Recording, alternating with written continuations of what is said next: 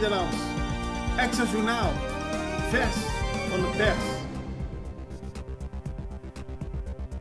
Welkom bij Extra Journaal. Fijn dat u weer kijkt. We hebben het belangrijkste nieuws voor u op een rij gezet. En we beginnen met het bericht dat er 3 kandidaten zijn voor het voorzitterschap van de APVO. Dat werd gisteren bekendgemaakt tijdens een algemene vergadering. Er zijn 3 personen die zich hebben aangemeld, waaronder de huidige voorzitter George Hernandez. Marlon Manuela heeft zich aangemeld en mevrouw Ginessa Hato Martina. Ze zullen alle 3 strijden om de voorzitterschap van de grootste vakbond van Curaçao. In de komende periode zullen ze meer aandacht besteden aan hun punten die zij belangrijk vinden voor de APVO. De verkiezingen zullen plaatsvinden eind juni. Het beeld dat wordt geschetst is niet volledig, dat zegt de minister van Justitie, Shalton Hato. Op 20 april was er een radioprogramma in Nederland, Pointer, dat aandacht besteedde aan de mensenrechten situatie van Venezolaanse vluchtelingen op Curaçao. Volgens Pointer is het daar slecht mee gesteld en de minister van Justitie laat nu weten dat die uitspraak onvolledig is. Hij benadrukt dat mensenrechten essentieel zijn voor de rechtsstaat die Curaçao is. En volgens hem wordt voldaan aan lokale wetgeving en internationale normen bij het in bewaring stellen van niet gedocumenteerde migranten.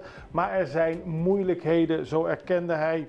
De kleine omvang van Curaçao betekent soms ook capaciteitsproblemen. En we hebben niet altijd de nodige middelen om maatregelen te financieren die snel veranderingen kunnen teweegbrengen.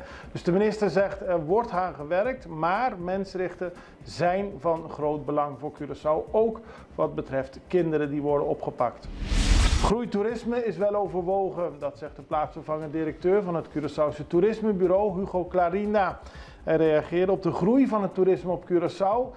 In 2023 hadden we er meer dan 500.000. Voor 2024 hoopt het CTB 700.000 toeristen te kunnen verwelkomen. En op termijn moet dat groeien naar 1,2 miljoen. Maar dat moet gecontroleerd en wel overwogen plaatsvinden, aldus Clarinda. Hij gaf als voorbeeld dat landen als de Dominicaanse Republiek miljoenen toeristen ontvangen. Dat zal op Curaçao niet mogelijk zijn vanwege de grootte die we hebben en de infrastructuur. Maar volgens hem moet er wel gewerkt worden aan een steeds verdere groei van het aantal toeristen dat naar Curaçao kan komen. 500 processen verbaal in 4 maanden tijd. Dat heeft de minister van Justitie, Shalton Hato, bekendgemaakt dat de politie 521 verkeersboetes heeft uitgedeeld. De meeste bekeuringen zijn uitgedeeld voor het rijden door het rode licht, het ontbreken van geldige documenten, het niet dragen van de veiligheidsgordel of het niet correct afdekken van ladingen op vrachtwagens. Volgens het ministerie van Justitie zal er binnenkort nog strenger worden gecontroleerd op chauffeurs die de weg opgaan zonder de juiste papieren. Geen plannen voor verkoop Parasassa, dat heeft de minister van Verkeer, Vervoer en Ruimtelijke Planning, Charles Cooper, laten weten. Er zou voor vandaag een manifestatie plaatsvinden bij Parasassa. Buurtbewoners zijn het niet eens met de verkoop ervan, maar de minister zegt er zijn helemaal geen plannen voor de verkoop en de regering mag stranden ook niet zomaar verkopen zonder dat met het parlement te bespreken. Dus er zijn geen plannen en de regering wil juist ervoor zorgen dat er meer stranden in de buurt van Corridor gratis toegankelijk zijn voor het volk van Curaçao, aldus Cooper. Pisas bezoekt ook getroffen burgers. Gisteren heeft de minister-president van Curaçao, Gilmar Pik Pisas, een bezoek gebracht aan verschillende mensen in Bandabao. Die zijn getroffen door het hevige noodweer. Hij heeft ook een kijkje genomen bij Hoffie Mango van comedian en ondernemer Jandino Asporaat. Maar hij is ook gaan kijken onder meer bij Rescue Pols, dat is een asiel voor honden. Hij is gegaan naar Fontein, Pannenkoek, het strand van Santa Cruz. Allemaal om te kijken wat de gevolgen zijn van deze hevige regenval. En dan gaan we naar Aruba toe, want volgende week begint het hoger beroep in de zaak Avestruz. Dat is de zaak tegen oud-minister Benny Sevinger. U weet dat hij eerder is veroordeeld. Hij is veroordeeld tot een gevangenisstraf en nu vond er een hoger beroep plaats. Sevinger heeft een straf opgelegd gekregen van 1 jaar cel, waarvan 6 maanden voorwaardelijk, voor omkoping en verduistering. Hij mag zich ook 5 jaar niet verkiesbaar stellen of als ambtenaar werken. De politicus zou zich volgens de rechter hebben laten omkopen met giften en donaties van vrienden en aanhangers van zijn partij. Ook zou hij ruim 1,7 ton aan donaties en sponsoring hebben ontvangen en in eigen zak hebben gestoken. Volgende week begint het hoger beroep in de Avestruz-zaak en dan zullen verschillende getuigen gehoord worden. De zaak wordt verder op Aruba goed gevolgd en we zullen ook op Curaçao laten weten hoe de zaak tegen Benny Sevinger gaat lopen. De beelden van de zaak van Benny Sevinger zijn afkomstig van 24 Ora. We hebben even een break en zijn zo bij u terug. Extra in Nederland. Van Amsterdam tot Arnhem, van Groningen tot Maastricht, Extra is erbij. Volg Extra Digitaal en blijf op de hoogte van de belangrijkste ontwikkelingen in Nederland. Extra Digitaal is te zien op verschillende platforms en kanalen zoals WhatsApp, YouTube, Facebook, Instagram en ook TikTok. Wilt u ons op de hoogte brengen van een evenement of iets doorgeven? Neem contact op via WhatsApp, e-mail, Facebook of bel gewoon 06 1364 2945. Volg of abonneer je op Extra Digitaal. Klik aan en volg ons.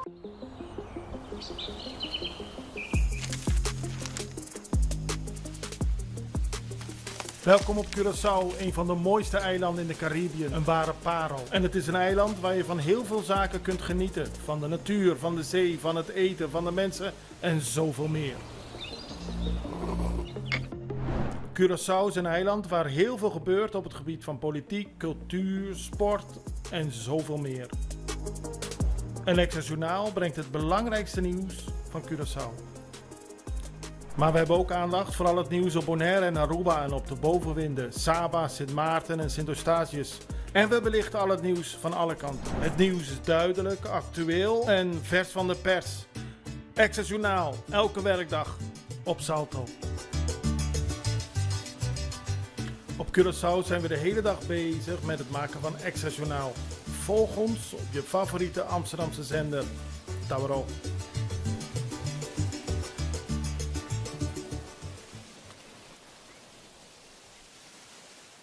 We gaan verder op Aruba, want vandaag is het parlement bijeengekomen om te praten over een wetsvoorstel dat het huwelijk op Sint Maarten open moet stellen voor mensen van hetzelfde geslacht.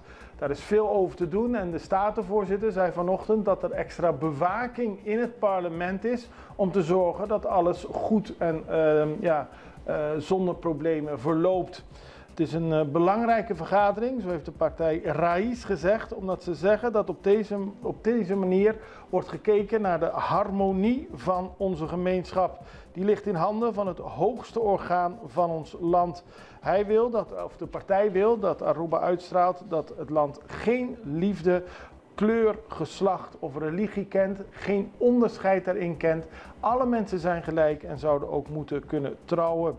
De strijd voor het recht op het huwelijk tussen personen van hetzelfde geslacht gaat niet alleen over de legalisatie van een liefdesrelatie. Het gaat over het erkennen van de inherente waardigheid en waarde van elk individu als partij Raïs. Er zijn voorstanders en tegenstanders in het parlement. Vandaag wordt er over gesproken.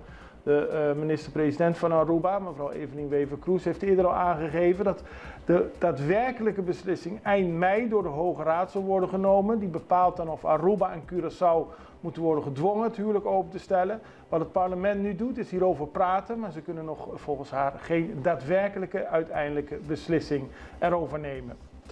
Dan gaan we naar Curaçao, want Radio SOS organiseert morgen een inzamelingsactie. Dat doen ze voor de bewoners van Bandabau. Die zijn getroffen door de hevige regenval en overstromingen.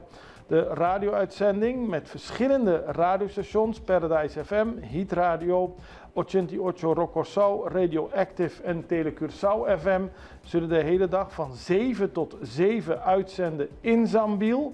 En dat doen ze op hun eigen radiozenders, maar het wordt een gezamenlijke radio-uitzending. En op die manier willen ze geld bijeenbrengen voor de bewoners van Bandabau die dat nodig hebben naar aanleiding van de regenval en de overstromingen. U kunt ook een kijkje nemen bij Zambiel om aanwezig te zijn bij de radio-uitzending.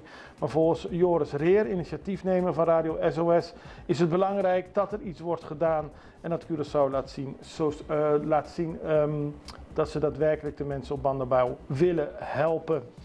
We gaan verder naar Argentinië, want daar zijn protesten voor voedselhulp aan volkskeukens. Die vonden gisteren plaats, meerdere protesten in Argentinië, waarbij sociale organisaties eisen dat de voedselhulp aan volkskeukens wordt hervat. Die werden volgens hem in december stopgezet En ze vinden nu dat dat zulke ernstige gevolgen heeft voor de samenleving, dat er daadwerkelijk weer geld van de regering naartoe moet. Duizenden mensen kwamen bijeen en de manifestaties liepen uit de hand en de politie moest waterkanonnen en motorpolitie inzetten om te zorgen dat het niet verder uit de hand liep. Volgens de aanwezigen is het een schande dat ze zo behandeld worden. Het gaat hier niet om moordenaars of criminelen, maar mensen die honger hebben, behoeftig zijn en een eis stellen. We hebben het ijs om dit te doen en op die manier willen we zorgen dat de regering weer geld aan de minder bedeelden geeft. De situatie in Argentinië houden we voor u in de gaten. En daarmee zijn we aan het einde gekomen van deze aflevering van Extra Journaal. Ik wens u een hele prettige dag. Vrijdag zijn we weer terug. Tot ziens. Dag.